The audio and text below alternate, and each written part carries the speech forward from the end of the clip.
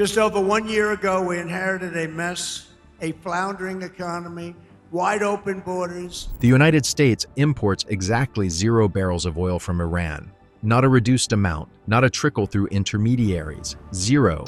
Hasn't imported a single barrel since the late 1980s. So, when someone asks how long you could survive if Iran cuts off America's oil supply, the honest answer is indefinitely, because they can't cut it off. The math on that is settled. But here's what almost nobody explains clearly, and the reason this topic actually matters more than the headline suggests. Iran doesn't need to sell you a single barrel of oil to make your life significantly more expensive overnight. The weapon isn't Iranian crude. It's a 6-mile-wide shipping lane on the other side of the planet that 1/5 of the world's oil has to squeeze through every single day. And that changes the entire calculation in ways the energy industry has no particular interest in explaining to you. Let's start with what most people get wrong, because it's a completely understandable mistake. You hear Iran and oil in the same sentence, and the mental model is obvious. They have oil, we need oil. They stop sending it, we're in trouble. It makes intuitive sense. Except the United States banned Iranian oil imports through executive orders in 1987 and 1995. The last time America bought any meaningful volume of Iranian crude was 1978, the year before the revolution. Since then, the trade has been effectively 0. Iran produces about 3.1 million barrels a day and exports roughly 1.5 to 1.7 million of those, but about 90% goes to a single customer. And it's not us, it's China, purchasing through a shadow fleet of roughly 470 aging tankers that relabel Iranian crude as Malaysian origin to dodge sanctions.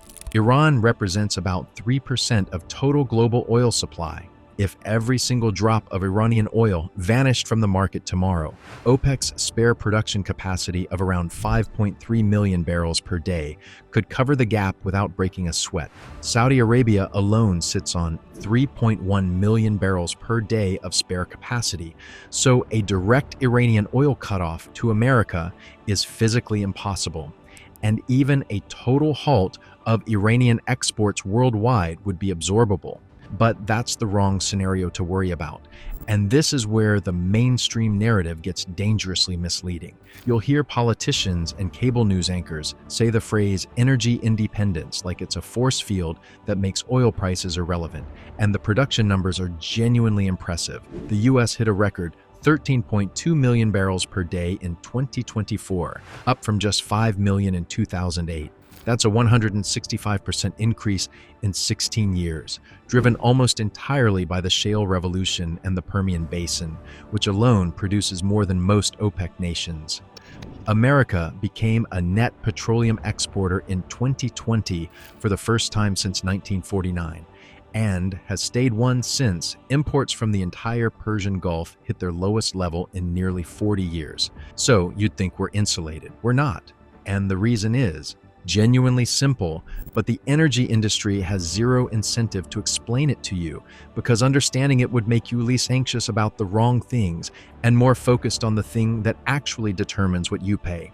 Oil is priced on a global market. If a barrel costs $70 in Saudi Arabia, it costs $70 in Texas.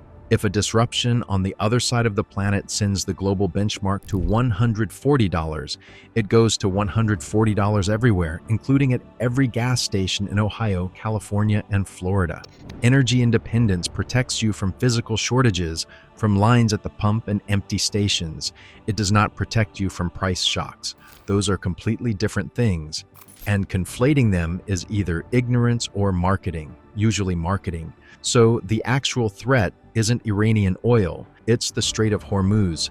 This is a narrow waterway between Iran and Oman, connecting the Persian Gulf to the open ocean, and it is the most strategically important oil choke point on the planet. Single day, roughly 20 million barrels of crude oil and petroleum products transit through it. That's about 20% of all global petroleum liquids and more than a quarter of all seaborne oil trade. About 20% of the world's liquefied natural gas passes through too, mostly from Qatar. The physical geography is what makes it terrifying. At its narrowest, the strait is 21 miles across, but the actual shipping lanes are far tighter. 2 lanes, now 2 miles wide, separated by a 2-mile buffer zone. The total navigable corridor for supertankers is about 6 miles. Around 100 cargo vessels pass through daily, and 60 to 70% of those are oil tankers or gas carriers. 6 miles of navigable water, carrying a fifth of the world's energy supply. To put that in perspective, a loaded supertanker, what the industry calls a VLCC or very large crude carrier, is about 1,100 feet long and draws 70 feet of water. You could park 2 of them end to end across the width of the shipping lane. That's how tight the margin is. Iran has spent decades building a military posture specifically designed to threaten this corridor. They maintain an estimated 5,000 to 6,000 naval mines, some costing as little as $1,500 each for basic contact types. For context, a single World War I era contact mine nearly sank the USS Samuel B. Roberts in 1988, punching a 15-foot hole in its hull. Iran also fields hundreds of fast attack boats for swarm tactics, shore-based anti-ship cruise missiles with 120-kilometer range, anti-ship ballistic missiles with 300-kilometer range, 3 Russian-built Kilo-class submarines, and an extensive drone fleet. The point here isn't that Iran would win a sustained naval war with the United States. They wouldn't. The point is that they can make transit through those 6 miles extraordinarily dangerous for commercial shipping, and insurance companies don't need a shooting war to reprice risk. They need uncertainty. 1 tanker hitting a mine, 1 insurance, underwriter pulling coverage from Hormuz transits, and the economic shockwave begins, even if the strait never fully closes. Now here's the arithmetic that actually matters for your household budget. If the Strait of Hormuz closes or becomes effectively uninsurable, the bypass options are pathetic. There are only 2 meaningful pipelines that can reroute oil around the strait. A Saudi east-west pipeline to the Red Sea handles about 5 million barrels per day at maximum capacity. A UAE pipeline to the port of Fujairah handles 1.8 million. Combined, that's about 6.8 million barrels per day of bypass capacity against 20 million that normally transits the strait. That leaves a deficit of roughly 13 million barrels per day that simply cannot be rerouted.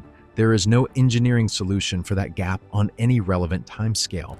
So what does that do to the price of gasoline? The translation formula is straightforward and worth memorizing. A $10 per barrel increase in crude oil adds approximately 25 cents per gallon at the pump. Analysts modeling a full Hormuz closure scenario project, crude could spike from around $70 to $140 per barrel or higher. That's a $70 increase, which translates to roughly $1.75 more per gallon of gasoline. If the national average is sitting around $3.10, you're looking at close to $5 a gallon.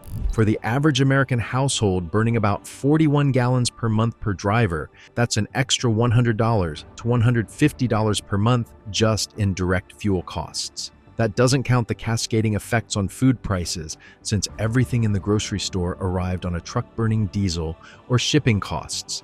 Airline tickets, where fuel represents 20 to 25% of operating costs, and heating oil for the roughly 4.8 million households in the Northeast that depend on it for winter warmth. Those families, concentrated in Maine, Vermont, New Hampshire, Connecticut, and Massachusetts, spent an average of $2,094 on heating oil in the 2022 to 23 winter, with prices reaching $5.90 per gallon at their peak. Heating oil tracks crude prices almost 1-to-1, and unlike gasoline, you can't carpool your way out of a cold house in February. And here's the part that should genuinely bother you if you're paying attention to how the system works. Gas prices rocket up but float down like a feather.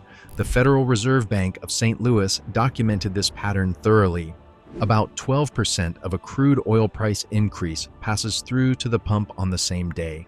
Half the increase hits within 4 weeks, but when crude drops back down, that takes roughly 8 weeks to fully flow through. The asymmetry ratio is about 2-to-1 in adjustment speed. Economists call it rockets and feathers. which is a polite way of describing a system where you get gouged on the way up and drip-fed relief on the way down. The gas station owner isn't the one profiting. They make 3 to 7 cents per gallon in net profit, which is under 2% margin.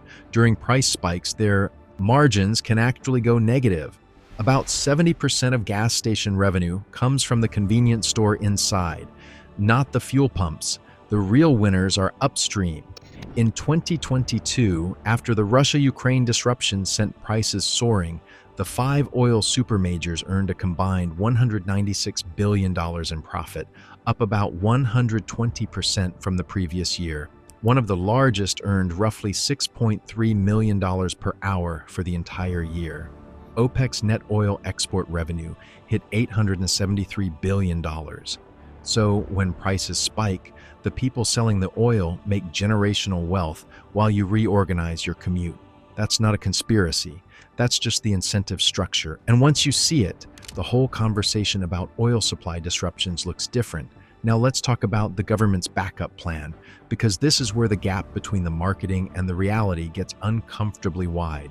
The Strategic Petroleum Reserve was created after the 1973 Arab oil embargo, specifically for emergencies like this. It's stored in underground salt caverns along the Gulf Coast at 4 sites in Texas and Louisiana, and its authorized capacity is 714 million barrels. Sounds enormous. Except as of early 2026, it holds roughly 395 to 415 million barrels, which is about 58% full. It peaked at 726 million barrels in December 2009. But a combination of congressionally mandated sales to pay for unrelated spending, budget balancing deals, and the massive 180 million barrel release during the 2022 Russia-Ukraine crisis drained it to levels not seen since the mid-1980s. At its current level, the SPR represents about 19 to 20 days of total U.S. oil consumption. The maximum drawdown rate is 4.4 million barrels per day, and it takes 13 days from a presidential order to oil actually reaching the market. So in a worst-case scenario, the entire reserve would last roughly 90 days at maximum drawdown. 3 months, that's the hard ceiling, and after that, the reserve is completely empty. Refilling it takes years and costs tens of billions of dollars. The 2022 release managed to reduce gasoline prices by an estimated 40 cents per gallon, which is real money, but didn't solve the underlying problem. It bought time. The government later bought back about 59 million barrels at an average of roughly $76, compared to the approximately $96 average sale price, which was a decent trade on paper. But the reserve is still well below its pre-crisis level. And time is worth less when the tank is already half empty before the emergency even starts. Now here's what actually builds household resilience, and the reason you've probably never had this explained is honestly kind of annoying. There's nothing to sell. Combined behavioral changes can reduce your household fuel consumption by 15 to 30%, and every single one of them is free. The single highest leverage move is speed. Driving 60 miles per hour instead of 70 saves 7 to 14% of your fuel.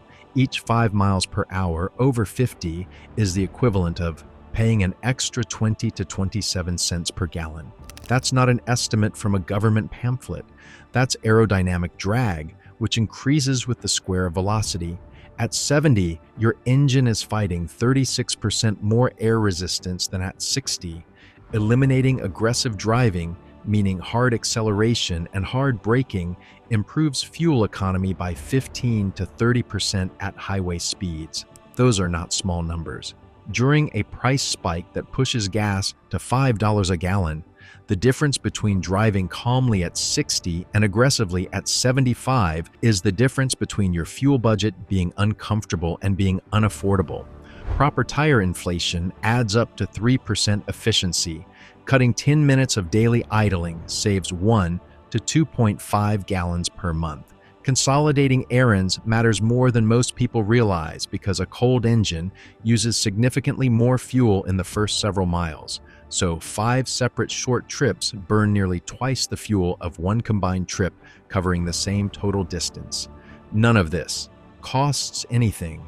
All of it works immediately. But nobody sells tire pressure awareness campaigns or calm driving seminars, so nobody markets them.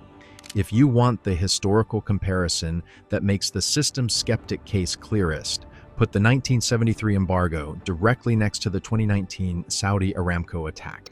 In 1973, OPEC nations cut roughly 4 million barrels per day from global supply. Oil prices nearly quadrupled from $2.90 to $11.65 per barrel. Gasoline jumped 43%. Cars lined up in 5-mile-long queues in Maryland. States implemented odd-even license plate rationing, meaning you could only buy gas on certain days, depending on whether your plate ended in an odd or even number. 20% of gas stations ran completely dry. Congress imposed a national 55-mile-per-hour speed limit.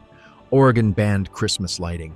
President Nixon asked gas stations to stop selling fuel on Saturday nights and Sundays, and 90% of them complied voluntarily. The nation went to year-round daylight, saving time to save energy. Gas stations flew color-coded flags so drivers could see from the road whether fuel was available. Green meant gas, yellow meant rationed, red meant empty. GDP fell 3.2%. Unemployment hit 9%. Inflation reached 12.3%, and an estimated 500,000 Americans lost their jobs directly because of the embargo. Japanese automakers saw their U.S. market share leap from about 9% in 1976 to 21% by 1980 because suddenly nobody wanted the full-size American sedans getting 10 miles to the gallon. That's what a 4 million barrel per day disruption looked like when America imported 36% of its oil and had exactly 0 barrels in strategic reserves. In September 2019, drone and missile strikes on Saudi oil facilities knocked out 5.7 million barrels per day overnight, the single largest supply disruption in oil market history, actually 40% larger than the 1973 shortage. Oil prices spiked 15% in a single day. And then, something remarkable happened. Saudi Aramco restored full production within roughly 2 weeks. 1 month later, prices had actually fallen below pre-attack levels. The difference between catastrophe in 1973 and a blip in 2019 is almost entirely structural. Spare capacity, domestic production, strategic reserves, and diversified supply chains absorbed a physically larger shock with a fraction of the economic damage. That structural change is real, and it's the reason the honest answer to how long you could survive is much longer than the headlines want you to believe. As long as you understand the mechanics and don't let panic override arithmetic. And panic deserves its own moment here, because it is a genuine force multiplier that makes every disruption worse than it needs to be. In May 2021, a ransomware cyber attack shut down the Colonial Pipeline, which carries 45% of the East Coast's fuel supply, for just 6 days. Within 48 hours, 78% of gas stations in parts of North Carolina had run completely dry, not because the fuel supply was actually exhausted, but because panic buying caused demand to surge 11% overnight. People filled every container they could find. The Consumer Product Safety Commission had to publicly beg Americans to stop filling plastic bags with gasoline. The actual price impact, controlling for the panic, was about 4 cents per gallon. 4 cents. The shortage was manufactured almost entirely by fear-driven behavior. That's the pattern to internalize, because in any real oil disruption, the behavior of the people around you will amplify the problem far beyond its physical reality. The person who understands the actual numbers stays calm, keeps a reasonably full tank as a matter of habit rather than emergency, and avoids paying a premium for scarcity that hasn't actually materialized. Here's a telling detail from the 1979 oil crisis following the Iranian Revolution. Polls at the time showed 54% of Americans believed the gas shortages were a hoax manufactured by oil companies. They weren't, but the fact that a majority of the public couldn't tell the difference between real supply disruption and manufactured panic tells you everything about how poorly the actual mechanics are communicated. Here's your starting point this week, and it's simpler than you'd expect. First, check every tire's pressure, including the spare. Underinflated tires are the easiest fuel economy loss to fix. It takes 5 minutes and the air is free at most stations. Second, drop your highway cruising speed by 10 miles per hour. You'll arrive roughly 8 minutes later on a typical 60-mile commute and save 10 to 15% on fuel, which during a price spike translates to $50 or more a month. Third, consolidate your weekly errands into 1 or 2 combined trips instead of 5 separate ones. Fourth, keep your tank above a quarter full as a default habit, not as emergency hoarding, just as standard practice. That means you're never making desperate decisions at the pump when everyone else is panicking. And if you're one of those 4.8 million households heating with oil, fill your tank in late summer when prices are typically 15 to 25% lower than midwinter emergency delivery rates. That's not a survival strategy. That's arithmetic applied to your daily routine. The energy industry won't explain this to you because informed consumers who use less fuel are bad customers. That's the whole idea. Now you know how it works. Take care, and I'll see you in the next one.